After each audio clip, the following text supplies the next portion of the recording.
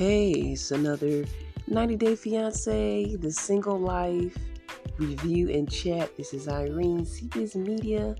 90 Day Fiance is the origin show, and it's a show that follows real life couples where one is from another country and one is from the US, and they try to get together, marry, get the K1 visa, the whole process, as well as the whole process of falling in love and being in a relationship and seeing if this is something real or is this something just to come to America. So that's kind of the basis of the show. But in the single life, we see some of the people that were in 90 Day Fiance where the relationships failed, things went wrong. Now they're single again and looking for love again. So we follow these people in that journey. And now we're with, for this particular episode, Chantel and Giannis. Chantel feels that she's doing something similar as to what she did with her first relationship, going to another country looking for love, and things didn't work out with her and Pedro, but now she meets Giannis after, aftermath of a divorce and all of these things. She feels alive again. She feels beautiful again. She puts out a little too much, I think, in the beginning when her and her friends go on this trip in a way for her to rekindle her so-called magic. And she kind of puts out the impression that she's that type of girl that might be easy. But she later says, I'm not looking for a hookup. I want a real relationship. So her and Giannis, she gives it a try. Things seem good at first. Then he kind of seems distant. And now that she's leaving, he pulls back in.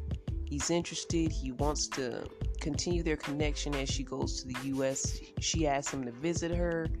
There's fun on the soccer court. He's a soccer player, and he takes her to his environment.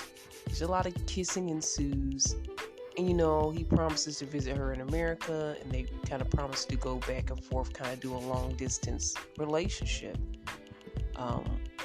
Things seem to be looking pretty good for their possibilities in their future.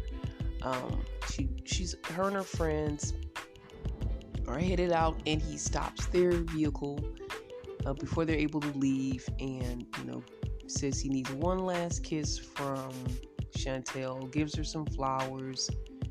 So they're kissing again and again, and a lot of kissing for these guys. Hopefully it translates into a good relationship, and possibly Chantel can have that chance to do it all over again. I think she's in her early 30s, and she wants to settle down and have a family.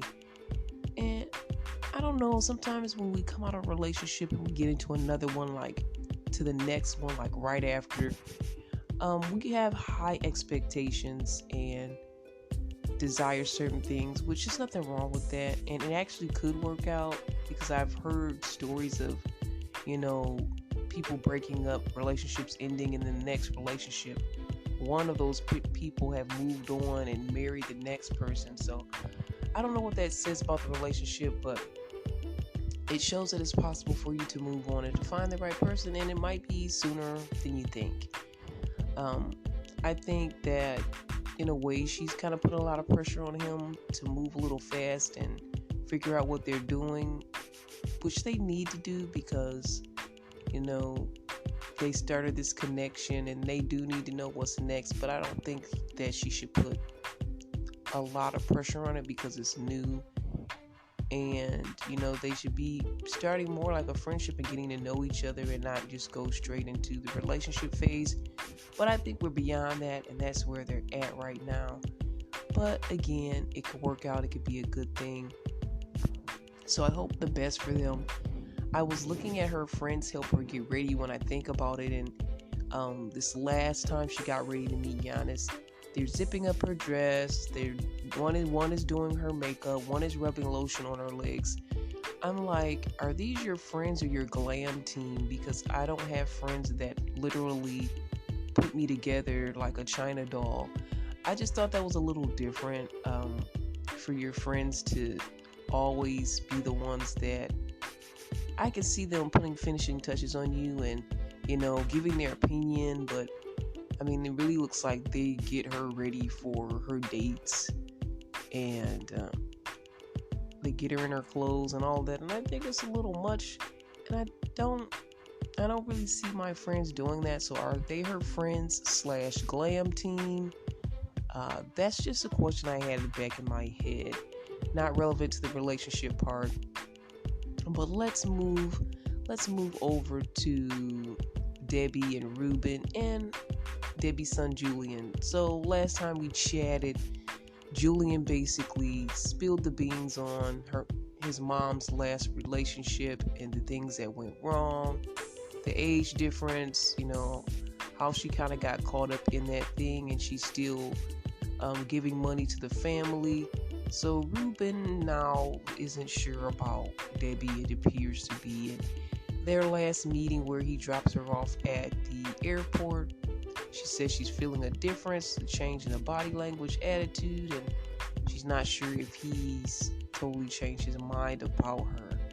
They chat a little bit, they kind of resolve things, and it's open as to, what's next for them as she goes back. And he says he may come and visit her in Atlanta, in Hotlanta. And, they have a little flirty moment and a few kisses as she goes back home. So that was a happy ending and a happy resolution, as well as before that, Julian apologized and said he was sorry for revealing that information. It's something that she wanted to do and she didn't want her son to do. And, I was impressed by how he apologized to his mom. He seems a little hard-nosed at times. And he did say, I will call somebody out if they're playing my mom right there. So I appreciate how he has his mom's back. But he knows when he's wrong and he's able to apologize. So that was a good thing. All seems to be resolved. And hopefully Debbie, I think I've made the name for them. Debbie and Ruben, they make it last and they make it work. And finally, I want to talk about Natalie and Mike.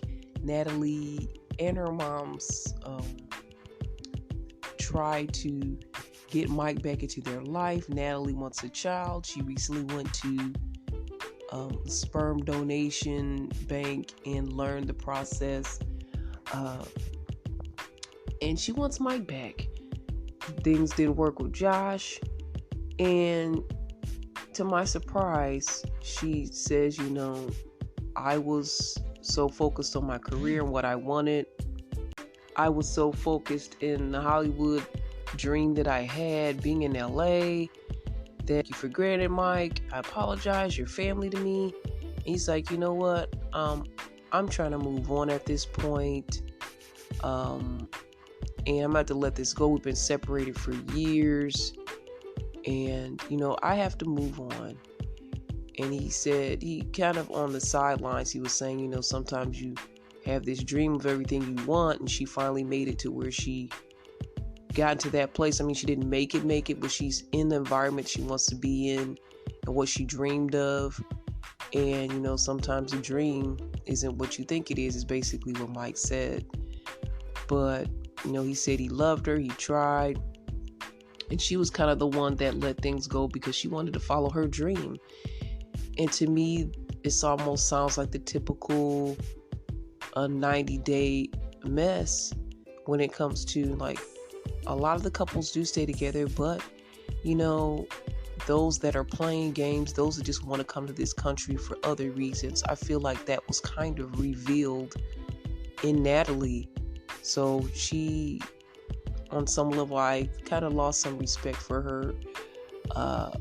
The fact that, in a way she was using and misusing the relationship, trying to get what she wanted. And I understand if you come into something and you say, okay, I do love this person, I want to marry them. Oh, this is not what I thought it was. You may respectfully depart from them and go for your dream, but then to go back to them and try to get them to give you a life, give you a child. He said, I'm not going to just pump a child into you. I know we're just going to be friends and that's it. I'm not going to pump a child into you, which I thought was kind of funny for him to say that. But it's opening the door for Mike to possibly be a new cast member for The Single Life, because he says he's looking for love now. Natalie kept saying, who's the person? If you met someone, he's like, no, but I'm open to meeting somebody. I want to start over. So Natalie steps away. She starts to cry.